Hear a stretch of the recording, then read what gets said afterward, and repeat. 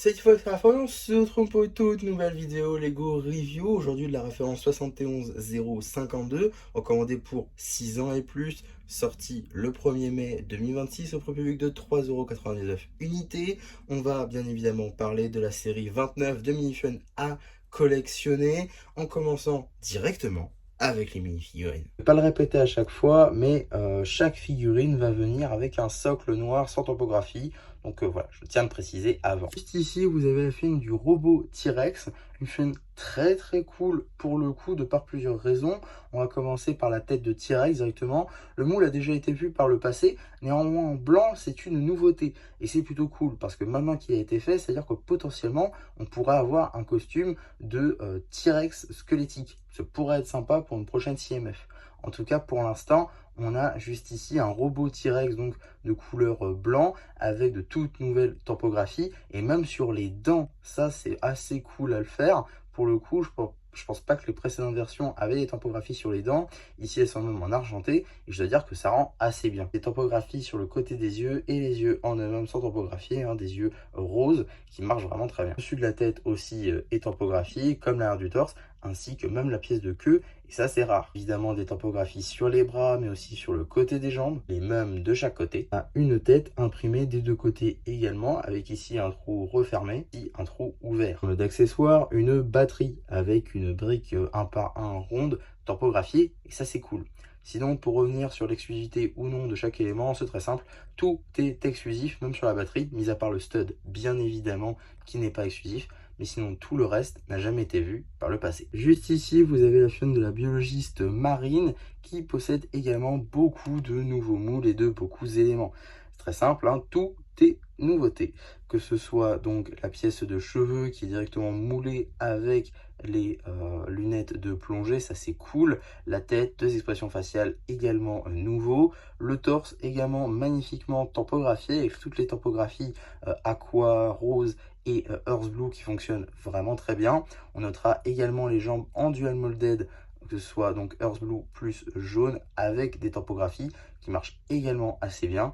On notera également les palmes en Earth Blue qui sont des nouveaux. Topographie sur les bras ni sur le côté des jambes, un peu dommage. Le moule de cheveux avec les lunettes de plongée, ça marche super bien. Je vous l'ai dit, on a une tête avec deux expressions faciales et on notera aussi un arrière de torse, topographie. Ici la première expression faciale. Revérification, la tête n'est pas exclusive. Elle est déjà apparue sur une mini-figurine de la série 22 et depuis elle est réapparue sur 18 autres mini-figurines, ce qui en fait du coup une tête assez commune maintenant. Donc voilà, ça me disait quelque chose mais je pensais que c'était une nouveauté, mais pas du tout, veuillez m'excuser. En termes d'accessoires, elle aura une petite algue rose transparent pailleté, une pièce assez peu commune mais donc très très cool de la retrouver ici. Par contre, une toute nouvelle pièce, c'est la pièce de Nemo juste ici, franchement très très très cool et très hâte de la revoir peut-être dans un potentiel set Nemo. Maintenant que celle-ci est faite, ça peut être plutôt cool. C'est pas tout, car elle a aussi un bloc-notes avec des petits dessins de poissons dessus. C'est plutôt sympa. Ici, vous avez le garçon déguisé en Bionicle, une chaîne franchement très très cool à retrouver dans cette série de mini-figurines à collectionner. C'est très simple, tout est une nouveauté, mis à part les épaulettes bien évidemment, déjà apparues sur pas mal de figurines, notamment dans la gamme Ninjago par exemple. Mais sinon pour le reste, tout est nouveau, que ce soit pour le masque, tout nouveau moule. Franchement magnifique, on dirait presque la version originale. La tête aussi, on y reviendra. Les épaulettes donc pas nouveau comme je l'ai dit. Et le torse et les jambes magnifiquement topographiés sont aussi des nouveautés. Bon, dual molded qui sont les bienvenus, mais malheureusement pas de topographie sur les bras ni sur le côté des jambes. Même des topographies à l'arrière du torse avec la petite roue technique qui est aussi représentée, et ça c'est cool. Et par contre, vous pouvez déjà apercevoir que la tête, c'est pas trop ça. On a une espèce de nœud. Oui, on n'a pas juste Tahoe, mais on a vraiment un garçon déguisé en Bionicle avec le bandeau pour faire les yeux, un peu à la Batman. Bon, la figurine rend quand même bien, ça change pas. Malheureusement, la tête, c'est vrai que c'est pas fou. On aurait peut-être préféré une autre tête qui aurait fait quand même les yeux, mais sans avoir un mec en dessous. Donc peut-être une petite modification ici. Sinon, la figurine rend très très bien, évidemment, ça aussi c'est exclusif. En termes d'accessoires, une épée de feu, évidemment pas exclusif, des pièces tout ce qu'il y a de plus classique. Ça c'est plutôt cool, ils ont réimprimé la boîte dans laquelle étaient vendus les 7 Bionicle originaux. C'est franchement un super clin d'œil qu'on aurait peut-être apprécié dans les markets. Juste ici, vous avez la chaîne de la chasseuse de monstres, une chaîne également très cool ici, de par plusieurs choses. Tout d'abord, on va avoir cette nouvelle pièce de chapeau plus cheveux qui rend vraiment très bien. Évidemment, en dual molded, ça fait plaisir. On a également une tête exclusive en double expression faciale et ça c'est cool. On a également un torse avec des bras tampographiés, encore plus cool. On a également des jambes en dual molded, aussi tampographiées, encore plus cool. Et pièces de tissu. Mais je croyais que c'était fini pourtant chez Lego, les pièces de tissu autour du cou, autour des hanches. Et pourtant non, elles sont revenues avec cette CMF. Ça annonce que du bon. De magnifique topographie sur les bras. Dommage de ne pas avoir ça sur le côté des jambes malheureusement. Vu la qualité et topographie des bras, on s'y contente. Évidemment un arrière de torse ainsi qu'une seconde expression faciale. Une petite récompense, une petite feuille alertant d'une récompense pour quiconque va tuer Madame Vampire, qui est présente dans un set créateur de la maison hantée. Donc petite référence ici, c'est plutôt cool. Évidemment exclusif. Moule de folie pour cette arme à feu, littéralement qui tire des flammes, plus une lame juste en dessous. C'est franchement un moule incroyable. Et pour l'instant, Lego qui ne voulait pas faire des armes trop réalistes, jusqu'ici, franchement, le moule est super bien fait. Donc peut-être qu'ils sont un petit peu en train de changer leur mentalité.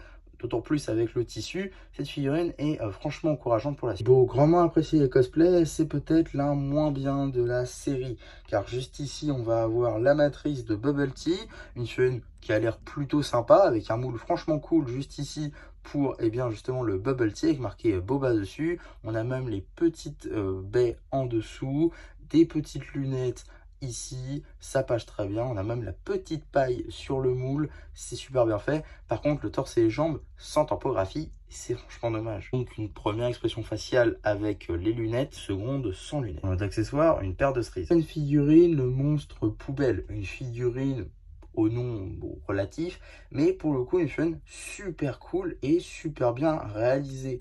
On va utiliser donc les pièces de Z-Blob juste ici, en déclinaison vert clair, qui est une nouveauté, et de toute nouvelle topographie bien évidemment. Un torse en olive green avec des bras de couleurs différentes d'ailleurs, hein. Un en vert clair et un autre en vert olive, les deux tampographiés. On va également avoir des jambes, elles aussi tampographiées, et même sur les côtés. Honnêtement, des tampographies de fou furieux avec des petits insectes qui rôdent sur le personnage. Encore une fois, des deux côtés, même à l'arrière du torse. Une tête de citrouille Lego classique, mais avec des petits insectes en plus et de la moisissure. Ça rend vraiment super bien, même à l'arrière. L'accessoire, c'est encore mieux. On a une boîte de pizza avec des moisissures et des aliments qui n'ont pas l'air très frais. Enfin, après toutes ces années, on a le droit aux fameux poissons squelettiques comme dans Lego World, et ça c'est cool. On a même les yeux qui sont directement troués dans le moule, ça rend super bien. Enfin, une tile tampographiée avec une mouche dessus. C'est magnifique, c'est parfait, 20 sur 20 pour cette figurine, il n'y a rien à dire. Ici, vous avez la chaîne de la chocolatière, une chaîne évidemment exclusive. Effectivement, il y a absolument tout qui est une nouveauté. Le moule a déjà été vu par le passé pour les cheveux plus stock, mais dans cette couleur-là, les cheveux, c'est une nouveauté. De même pour la tête, avec deux expressions faciales. Le torse également pour l'occasion, avec des bras en dual molded, et ça c'est cool. On notera également des mains blanches pour les gants.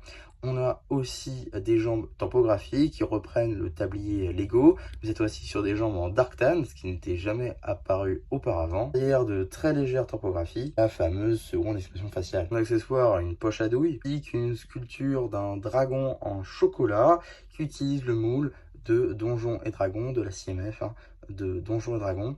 Donc franchement ça rend super bien. Juste ici vous avez fait du joueur de tuba, évidemment une chaîne exclusive à cette CMF avec donc ce chapeau en rouge magnifiquement tampographié, une tête avec seulement une expression faciale où il souffle.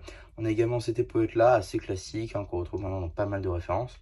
On a également un torse avec les bras tampographiés, ainsi que des jambes rouges avec des tampographies, mais également des tampographies sur les côtés. Et ça, c'est cool. Je peux constater de magnifiques tampographies. À l'arrière du torse, on en a aussi. Le gros point fort de cette mini-fun, c'est évidemment le nouveau moule de tuba qui rend vraiment très bien, sauf à l'arrière. Évidemment, on va pas l'exposer comme ça. Néanmoins, c'est quand même la pièce qu'on voit, donc c'est un peu dommage, je trouve, qu'il soit tout plat comme ça. Sinon l'avant est super détaillé et c'est un peu dommage. Juste ici, vous avez la chaîne du gardien de but, évidemment une chaîne exclusive à cette CMF, avec donc une nouvelle pièce pour les cheveux qui rend vraiment très bien.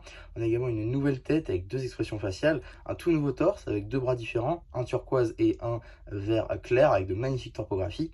On a également des jambes en dual molded, également tampographiées, ça c'est cool. Comme des tampographies sur le côté des jambes, ça rend super bien. Même de l'autre côté. Ah, aussi des tampographies à l'arrière avec le numéro du joueur, ici 1. Voici la seconde expression faciale. En mode accessoire, un ballon de foot magnifiquement tampographié. Il s'agit de la pièce de tête qui était utilisée sur l'un des sets Nike pour faire la figurine du ballon de basket.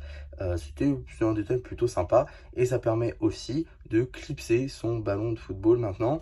Ça, c'est cool. Juste ici, vous avez la chaîne de la jolie sorcière, une chaîne évidemment exclusive à cette série de chaînes à collectionner, avec un tout nouveau moule de chapeau de sorcière plus cheveux qui marche vraiment bien, évidemment en dual molded, une tête avec deux expressions faciales également nouvelles, un torse magnifiquement tampographié avec une nouvelle nuance de couleur qui marche vraiment très bien, je trouve, un cheval entre le bleu et le magenta, ça marche vraiment très bien.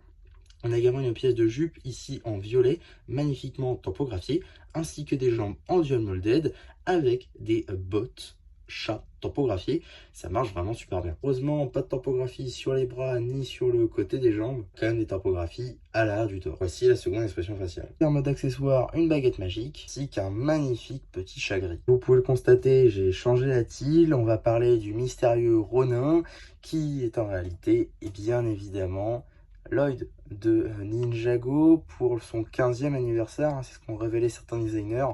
Pour le 15e anniversaire, ils se sont laissé le droit d'incorporer une figurine Ninjago dans une CMF. Et donc voilà le résultat. Donc on a une version future de Lloyd, en tout cas une version plus âgée de celui-ci, avec tout d'abord une petite capuche qui fait apparaître les cheveux de Lloyd. Ça marche super bien, je trouve. Le moule est juste magnifique, avec le petit bout de tissu qui dépasse, le petit nœud dans le vent, c'est juste parfait. La tête avec deux expressions faciales également toutes nouvelles.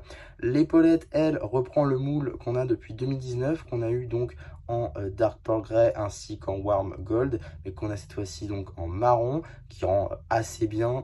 On a également un torse magnifiquement tampographié, que ce soit à l'avant ou à l'arrière, avec de magnifiques tampographies sur les bras.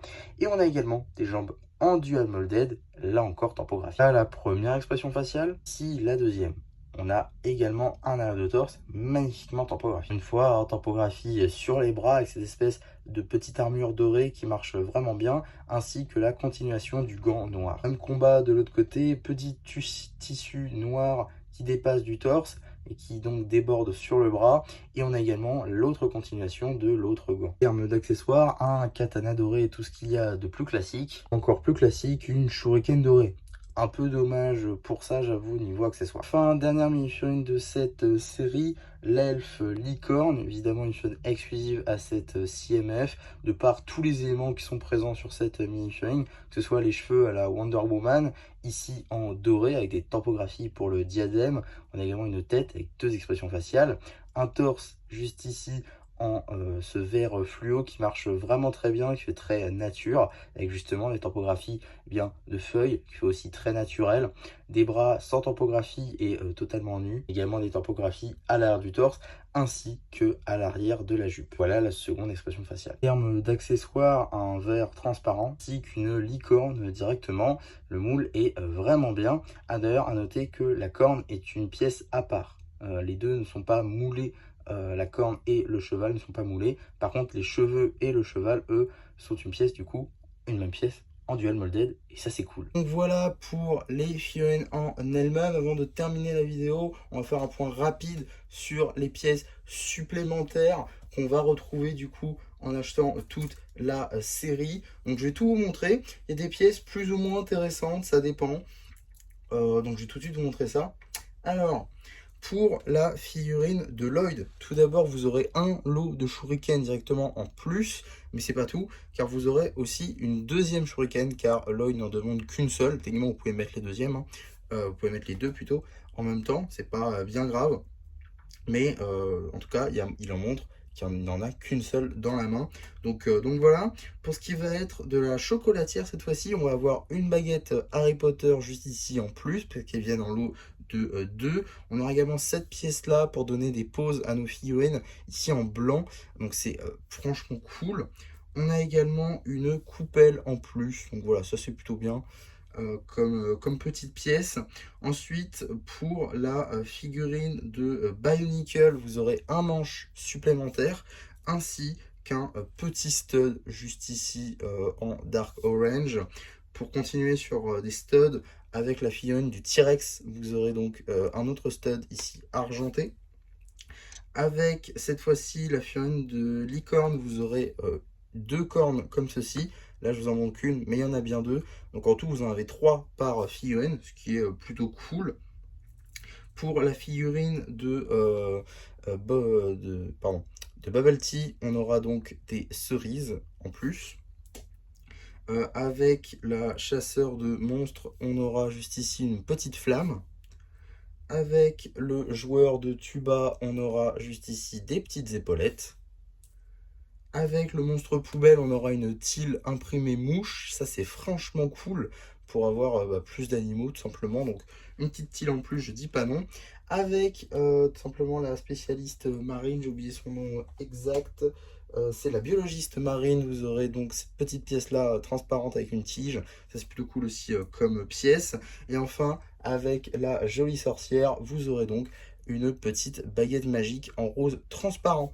Donc voilà pour les pièces sup, des pièces plutôt intéressantes, notamment la pièce de mouche qui est tampographiée. Vous avez également des pièces moulées plutôt sympas. Donc voilà, ça se rattrape un peu comparé à la dernière série où il y avait très peu de pièces supplémentaires. Là, c'est plutôt pas mal. En tout cas, voilà pour ma vidéo sur cette série de mini-fun à collectionner. J'espère en tout cas que ça vous aura plu. N'hésitez pas à me donner votre avis sur toutes ces mini-fun ainsi que sur ma vidéo en commentaire. N'hésitez pas non plus à la liker, à vous abonner, à partager. Et moi, c'était MC qui vous dit bye bye.